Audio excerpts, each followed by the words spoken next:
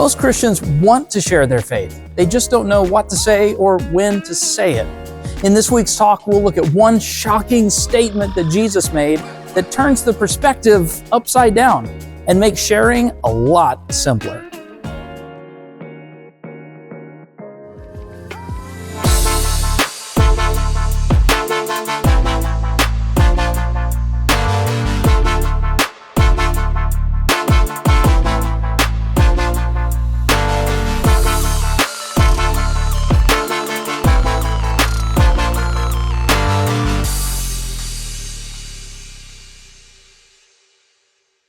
There are some things in life that you know you should do, and you want to do them, and the only reason you don't do them is because it's hard to do them. Things like getting in shape, or staying in shape, or eating right. We all know we should do it. We all want to be in shape. The only reason that we're all in varying degrees of being in shape is because it's hard. Or as you get older, it gets harder to do it. Spending less and saving for retirement and having money in the bank for a rainy day. We all want to do that. We all know we should do it. The only reason we don't is because it's hard. Flossing between all of your teeth every time. It's hard. Keeping the lawn under control when weeds grow where grass is, okay? It's hard. Keeping the house clean so that you don't have to make the crazy emergency cleaning when your mother-in-law is coming over, okay? We know we should. We want to do it. It's just hard to do it. One of those things for Christians, for most Christians, is sharing your faith. Is telling people about Jesus.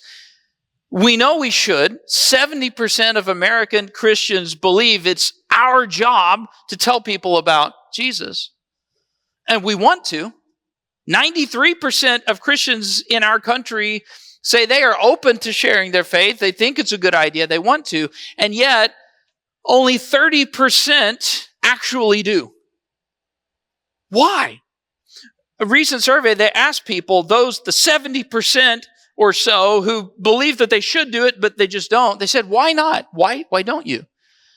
And the answers they gave, the two most common answers were, I'm afraid, and I don't really know what to say or how to start the conversation. How many of you guys would say, I can relate to those two things? Yeah, I would love to. It's a little intimidating. I don't know what to say.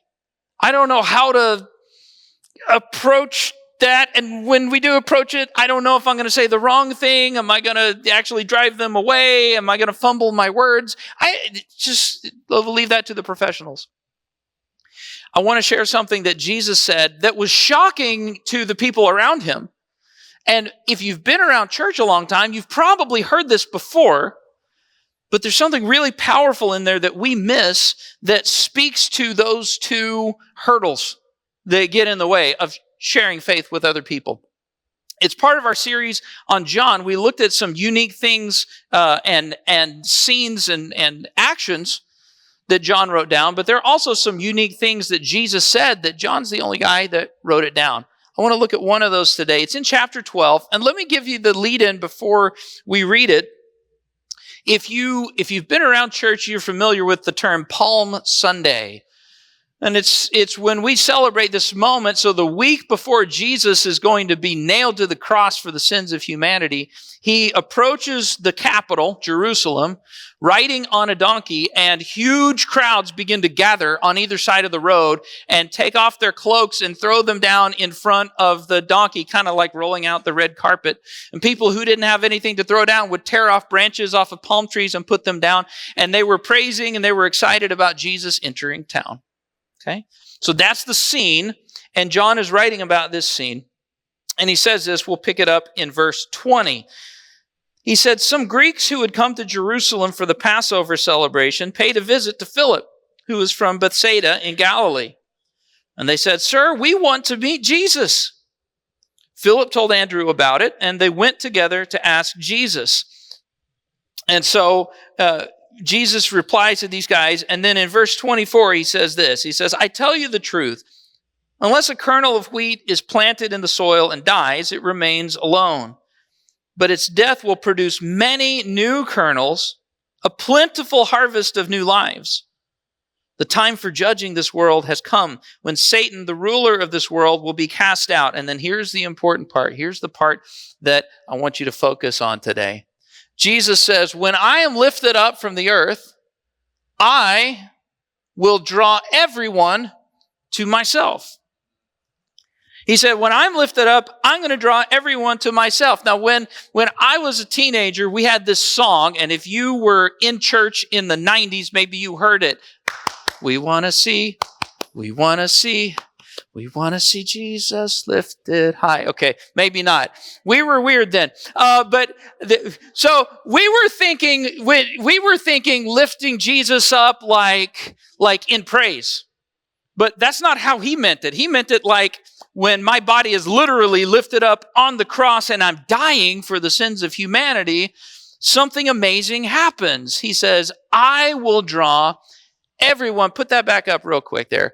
He says, I will draw everyone to myself. I will draw everyone to myself.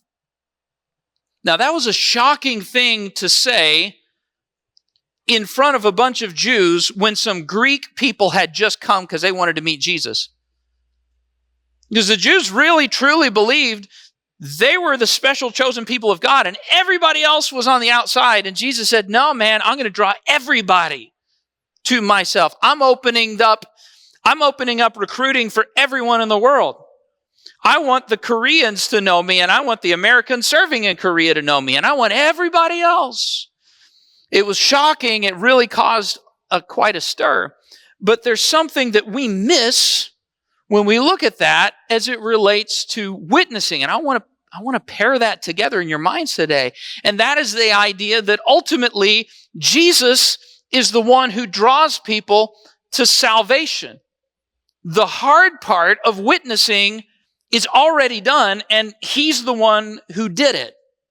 Write this down in your notes, or you'll find this in the app. If you have the Bible app, you can follow along live, even if you're watching from home.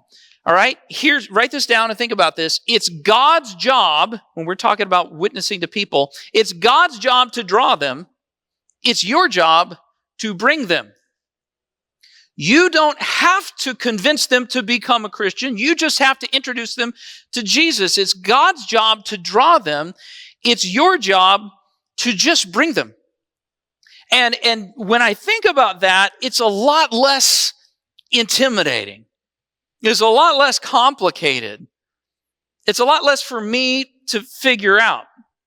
I want to have a little fun today with magnetism. I told the team earlier, I feel like I get to be a high school science teacher for a day, which is fun. Magnets are really cool. This is a magnet. And for those of you guys on the podcast, you might want to just watch this one because a lot of this will be visual. Magnets are cool. Magnets draw things without any extra effort or work from me. Okay? I don't have to put a battery onto this thing to get it to draw a piece of metal. I don't have to rub a special solution on it. I don't have to go through a series of chemical reactions. All I have to do is take something that's metal and get it close enough, and it does the rest. Can you guys see that? You might need to zoom in. I'll bring it to the middle camera in a minute. Okay? This does all the work. I just have to get something close enough, and the magnet will draw it. Okay, let's go back and look at this. John chapter 12, verse 20. The Bible says some Greeks paid a visit to Philip. Sir, we want to meet Jesus. And right here, there was an opportunity, and Philip could have said, well, Jesus is busy, but let me walk you through the whole theological history of the world and the understanding of all of these things and bring you to faith in God. But he didn't do any of that. He did something better. He said, I tell you what, here's Andrew. Okay, Andrew, this is such and such. Let's go together. And they went together to ask Jesus. They didn't have to convince these guys to come to faith in Jesus. They didn't have to convince them to change their lives. They didn't have to convince them to start acting like Jews. They just brought them close and said, here, if I bring you closer to Jesus, Jesus will draw them. Wow, look at that. How close can I get? I'm going to bring this to the middle. Okay? So our folks at home, get in as close as you can. Okay? Watch this. I don't even have to make the thing touch the magnet. I just get close enough. It's magic. No, it's science. You don't have to do the hard work. Jesus has already done it. You just have to be a bringer. You just have to bring them to Jesus. Now, bringing, we know, and we talked about this earlier this year, bringing goes both ways.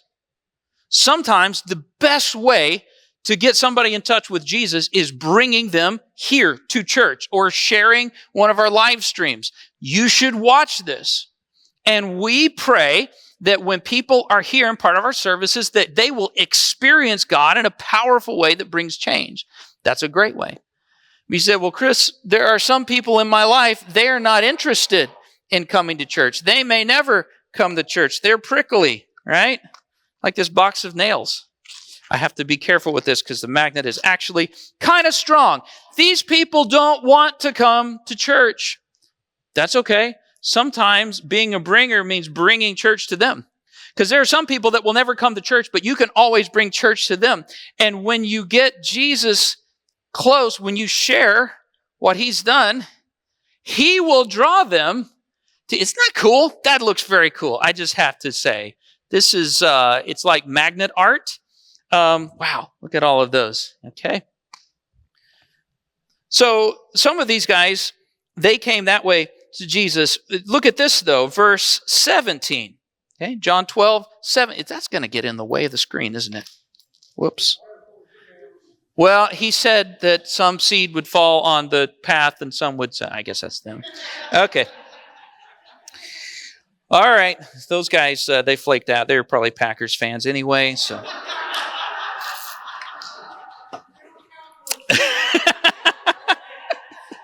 Hey, if you are a Cowboys fan, you have to have a lot of faith. I'm just saying. A lot of faith. All right. Look at this. Okay? This is neat. John said, many in the crowd had seen Jesus call Lazarus from the tomb. Right? If you're not familiar with that, there was one of Jesus' close friends died. Jesus shows up 4 days after he's dead and says, oh, it's not a big deal. I'll just bring him back to life. They open up the tomb. He says, Lazarus, come back out of the dead. Lazarus gets up like a zombie, except he's fully healthy and walks out and he's healed. Well, a bunch of people were around mourning because Lazarus was a popular guy. They were all at the funeral grieving and they saw it happen. And John said this, these people, they were telling others about it. Okay, go to the next slide. And that was the reason so many went out to meet him. Now, here's something cool that happened. So Greek people came to Philip and Andrew and said, we want to meet Jesus. And they said, I will bring you to Jesus, right? But these people who were at the funeral when Lazarus came back from the dead, they didn't know where Jesus was. They didn't have access to, okay?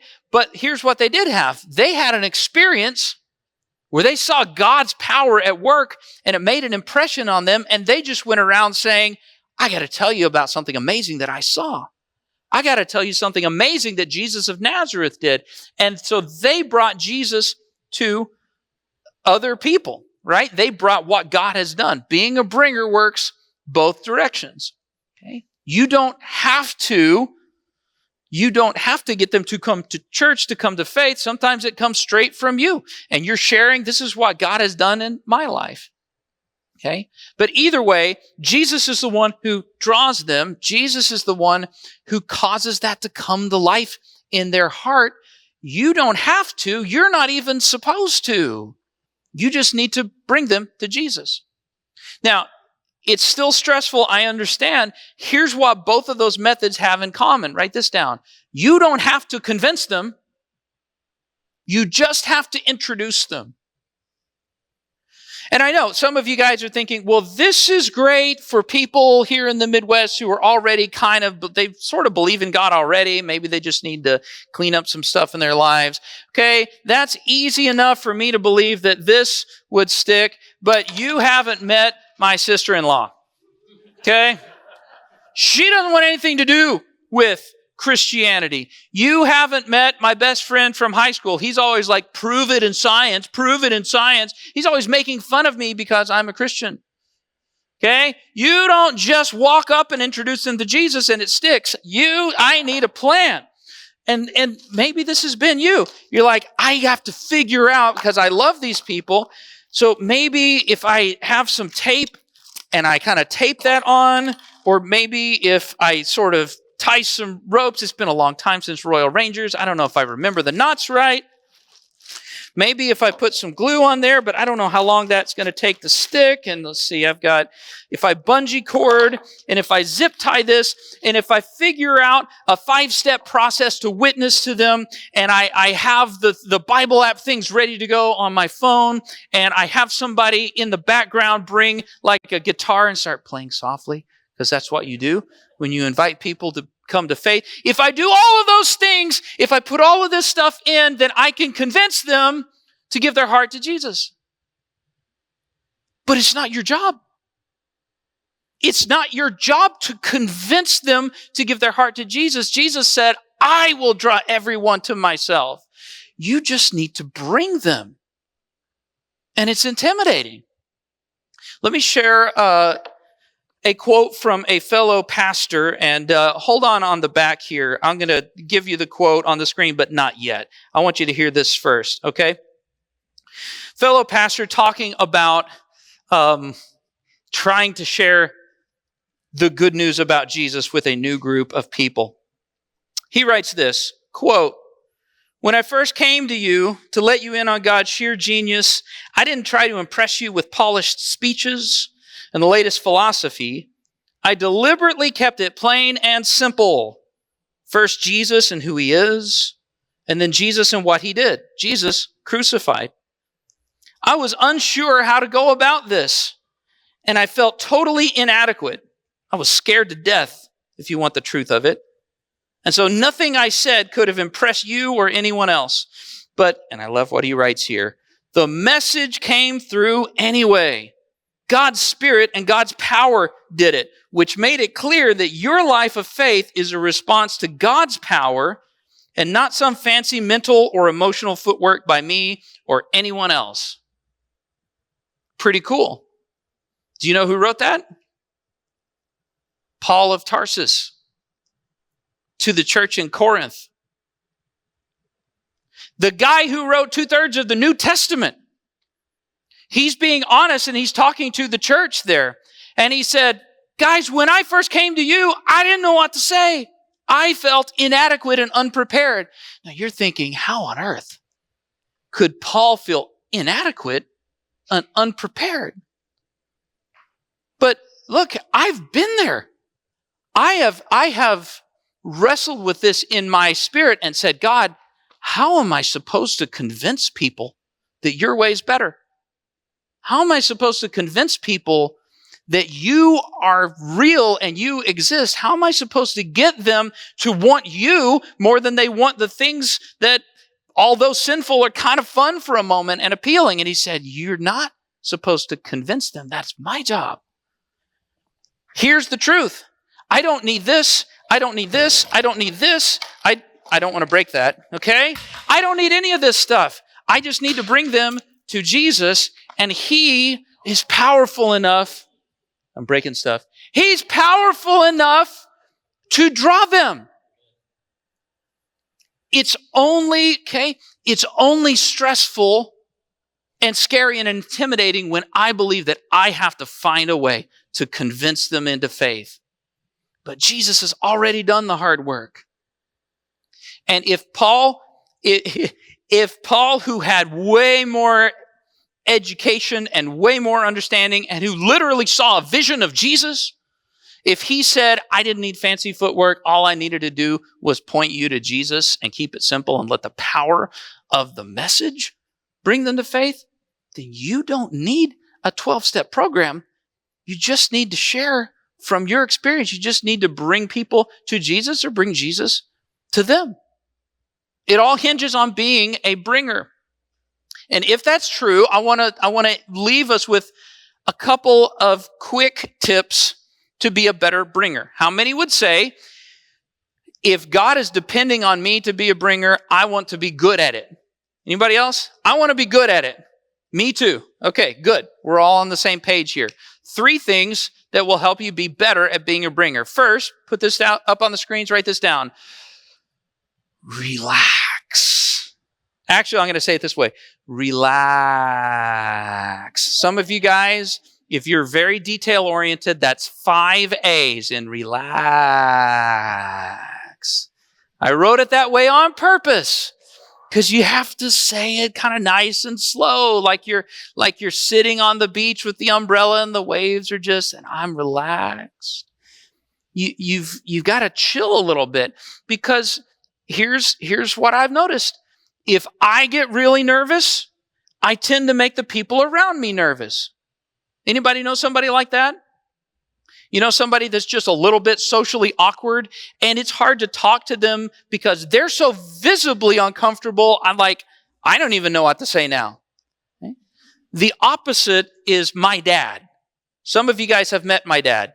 Steve Clark is so comfortable in his own skin and just being around people that it's contagious, and it makes everybody that he talks to comfortable. Okay? If Jesus is the one who's done the hard work, if he's the one that's done the complicated stuff, and all you have to do is introduce people to Jesus or Jesus to them, you don't have to figure out the fancy detail. You can relax. Second thing is this, okay? You want to relax. Number 2, be patient. Be patient. Don't be in such a hurry. Some of you guys know that song, okay? Be patient. Yeah, singing. Be patient. Okay? One of the big challenges for people is, I don't know how to start that conversation. Okay? Perhaps that's because it's not your job to create the scenario. Maybe that's stressful because you're trying to create something that you're just supposed to recognize when it comes to you. Now, there are absolutely times when you need to be intentional to go out and seek people who are lost. But when I look at this passage, I notice Philip didn't say, Jesus, I'm going to go and try to find some Greek people to add to our following. The Greek people came to find Philip, and he just recognized an opportunity. The people who were at the funeral with Lazarus, when they saw him come back from the dead, they didn't say, hey, let's all create a crowd because I think Jesus is going to come back and we'll all get some palm branches ahead of time. They were just sharing about their experience. I believe, deep down, I'm confident in this, that if you, on a regular basis, if you approach life and you say, God, I want to be a bringer, and as you give me opportunities, I want to tell people about you. As you give me opportunities, I want to invite people to come to know you. I believe that he will. I believe that he will bring opportunities to you, and you may not even realize it's a God moment until you're halfway through the conversation, and you're like, whoa, I think I just accidentally stumbled upon a God conversation. But you don't have to create the opportunities. You just need to recognize them. Okay, so relax. You need to be patient. And finally, keep it simple. Keep it simple. I love what Paul said here, and we don't have to put it back up on the screens, but I love how he says, I deliberately kept it plain and simple. Okay? This is the dude that's writing the greatest theological text in the history of mankind, and he said, I just kept it really simple on purpose, because that's all that you need. And sometimes it's stressful because we overcomplicate it. Okay, so, watch this. All right, watch this. Hey, have you tried that new ramen place in town? Oh, man. We went. It was delicious. I know, you're thinking, ramen? Like, no, this is not regular ramen. It was awesome. Are you guys busy this weekend? We should double date. I've got teenagers. They can watch your kids. We could meet there. You'll love it. I promise. You'll love it. We should go. Okay. How many, right? My teenagers are laughing about being recruited to be free babysitting. All right. How many would say, man, Chris, that was super awkward. Wow. That was really weird and super awkward. No, that's pretty normal. Okay. I tried at a restaurant. It was good. You should come. How about this? Man, do you go to church anywhere? Because I was just thinking the other day, man, you would love my church. My wife and I, we decided to make that part of our family weekend. So we get up, we come to church, the kids have a donut and this energy drink thing, and we grab some coffee. Maybe they have the caffeine-free version. We have a great time. We're out before lunch. You should come with us this weekend. We're doing something cool. How many says, oh, wow, that is complex. I don't know if I can remember that. No, it's simple. It's not scary. It's easy. How about this one? Whoa, is that one of those sugar-free brownies? Yeah, I know, right? Sugar-free. But here's the thing. I went to my doctor and he said, you should really cut back on carbs. And when I did, and when I cut that stuff out, crazy as it sounds, I actually feel healthier. I have more energy. I'm not in these like, I don't crash with the sugar thing. I'm sleeping better. You really should consider that. I think it would help. Okay. Not awkward. Perfectly normal. Okay. How about this? Ever since I started taking a few minutes every day to just be quiet and pray and read a little bit from the Bible, I have so much more peace. And I'm more patient when my boss is crazy, and I actually sleep better at night because I know that no matter what I'm going through, somebody's looking out for me, and I think it would make a difference in you. There are no 5-syllable Latin theological terms in there. I'm not explaining all of the mysteries of Christ. I'm just saying, man, God made a difference in my life. I think he would make a difference in yours. Church has been really great for my family. I think that you guys would enjoy it. Sharing doesn't have to be scary or intimidating. It's only intimidating if I believe that it's all up to me. But Jesus said, I will draw everyone. So as we wrap this up, I want to ask you guys, okay? Hand raised. How many of you guys say, man, there is somebody that I love in my life that doesn't know the Lord and I really want them to? How many? Somebody. It's my kid, my dad, my brother. Maybe it's your best friend from high school or somebody that you work with, okay? Here's what's really cool.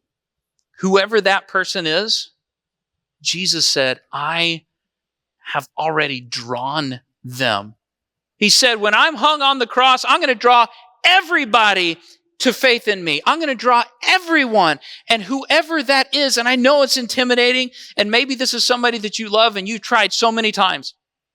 Chris, you don't understand. I've said so many times, I've tried so many different ways. They don't want to hear it. But Jesus is actively drawing them, and they get to decide whether they want to come to faith or not.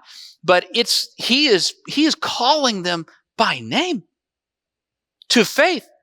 He is already doing the hard part that you don't know how to do. He is already doing the hard part with that best friend that I don't know what to say to convince them. But if they have an encounter with Jesus, it does something in their heart that you can never do. And he is desperate to reach them, and you are part of that effort to reach them. You don't have to convince them. You just have to introduce them. It's your job to bring them. It's his job to draw them. So let's focus and recenter on the things that matter, on keeping it simple, and on being the best bringers that we can possibly be. Because I want everybody to know Jesus and have God in their life. Hey there, just wanted to take a minute to say thanks for watching.